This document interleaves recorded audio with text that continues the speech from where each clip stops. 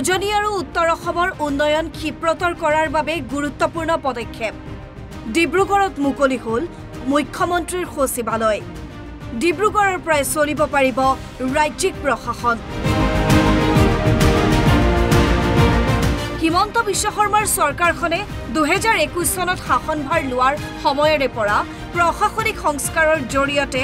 অসমৰ ৰাজ্যৰ সৰ্বাংগীন উন্নয়নৰ বাবে নিৰন্তৰ প্ৰচেষ্টা চলাই আহিছে চৰকাৰৰ এই প্ৰচেষ্টাৰ এক নতুন সংযোজন হৈছে ডিব্ৰুগড়ত স্থাপন কৰা মুখ্যমন্ত্ৰীৰ সচিবালয় ডিব্ৰুগড়ৰ মুখ্যমন্ত্ৰীৰ সচিবালয়ে তদাৰক কৰিব উজনি আৰু উত্তৰ অসমত ৰূপায়ণ হৈ থকা কেন্দ্ৰীয় আৰু ৰাজ্য চৰকাৰৰ আঁচনি তথা প্ৰকল্পসমূহৰ নিৰীক্ষণ কেন্দ্ৰীয় মন্ত্ৰী সৰ্বানন্দ সোণোৱাল কেবিনেট মন্ত্ৰী পীযুষ হাজৰিকা বিমল বৰা ডিব্ৰুগড়ৰ বিধায়ক প্ৰশান্ত ফুকনকে ধৰি কেইবাজনো বিশিষ্ট ব্যক্তিৰ উপস্থিতিত সচিবালয় উদ্বোধন কৰে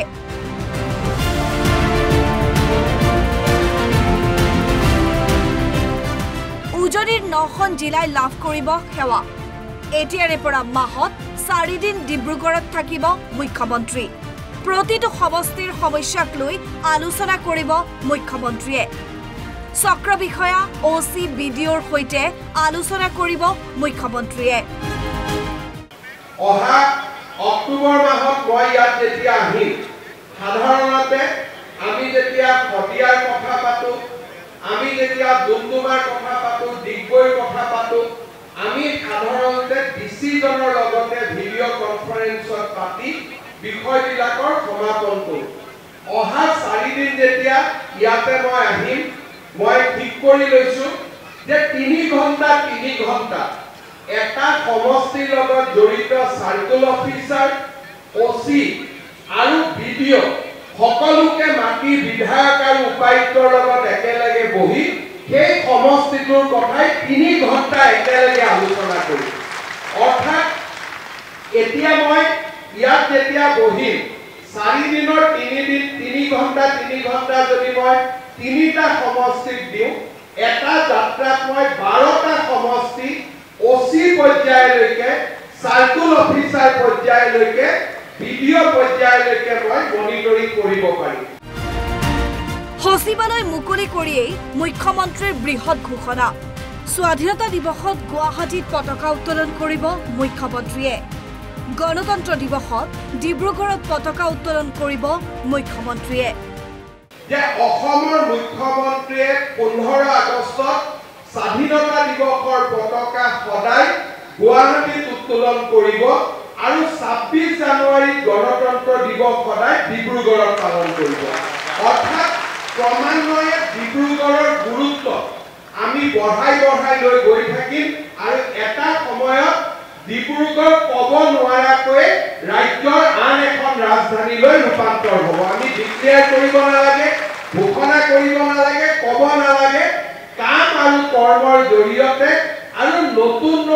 প্ৰয়োগৰ জৰিয়তে ডিব্ৰুগড় এক গুৰুত্বপূৰ্ণ এক অঞ্চললৈ ৰূপান্তৰ হ'ব অতি শীঘ্ৰে ডিব্ৰুগড়ত হ'ব মুখ্যমন্ত্ৰীৰ বাবে পৃথক হল হ'ব জিলা আয়ুক্তৰ অধিৱেশন পাতিব পৰা কনভেনশ্যন হল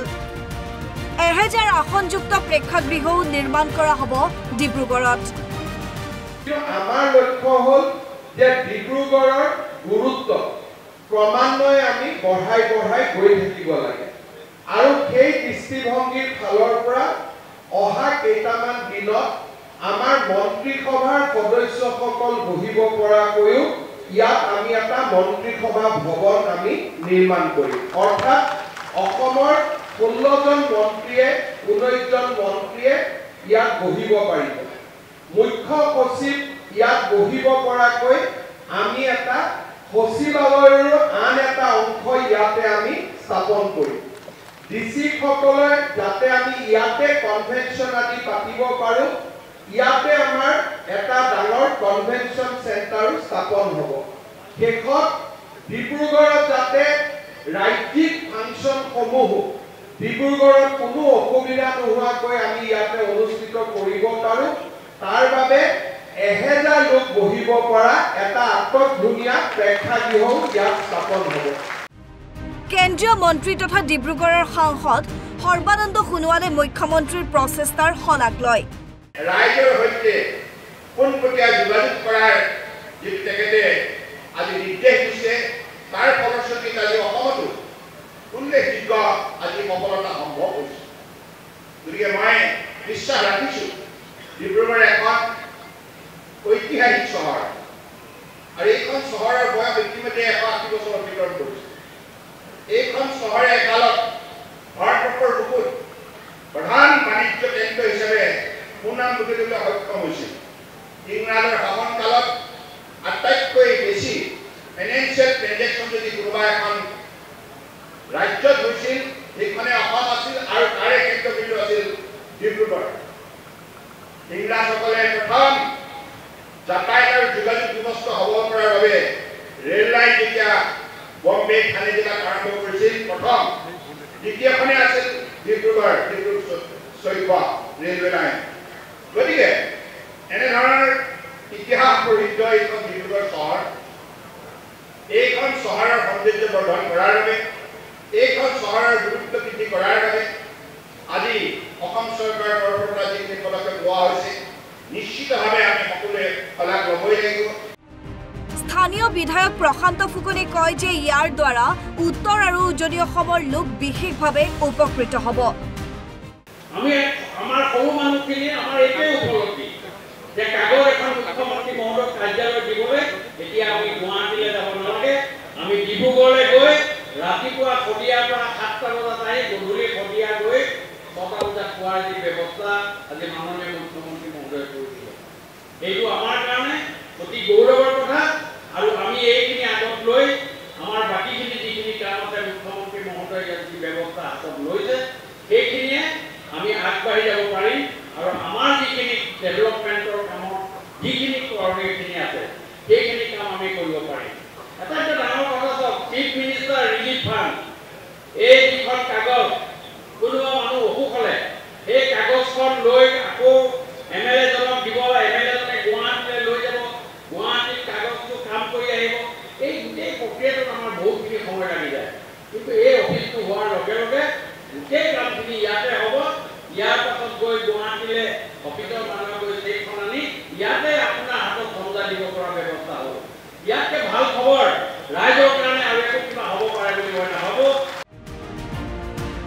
পূৰ্বৰ জলসম্পদ বিভাগৰ অতিথিশালাত স্থাপন হোৱা মুখ্যমন্ত্ৰীৰ সচিবালয়ৰ ওপৰ মহলাত থাকিব মুখ্যমন্ত্ৰীৰ কাৰ্যালয়, মুখ্যমন্ত্ৰীৰ প্ৰধান সচিবৰ কাৰ্যালয়, মুখ্যমন্ত্ৰীৰ ব্যক্তিগত প্ৰধান সচিবৰ কাৰ্যালয়, মুখ্যমন্ত্ৰীৰ প্ৰধান সচিবৰ ব্যক্তিগত সচিবৰ কাৰ্যালয়, ভিডিঅ' কনফাৰেন্সৰ সুবিধাৰ সৈতে সন্মিলন কক্ষ আৰু ভিভিআইপিৰ বাবে বিশেষ কোঠা। তলৰ মহলাত থাকিব যুটীয়া সচিবৰ কাৰ্যালয়, উপ সচিব আৰু সচিবৰ কাৰ্যালয়, শাখা বিষয়াৰ কোঠা, শাখা কাৰ্যালয়, অভ্যৰ্থনা ডেস্ক, দৰ্শনাৰ্থীৰ প্ৰতীক্ষা কক্ষৰ লগতে প্ৰয়োজনীয় আন কক্ষসমূহ।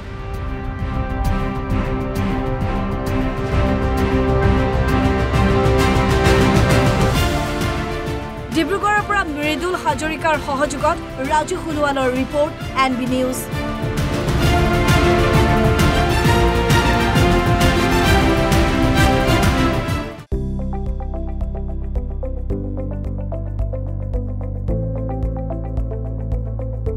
NB নিউজ, সহজ সৰল ভাষাত নৱভাৰতৰ কথা।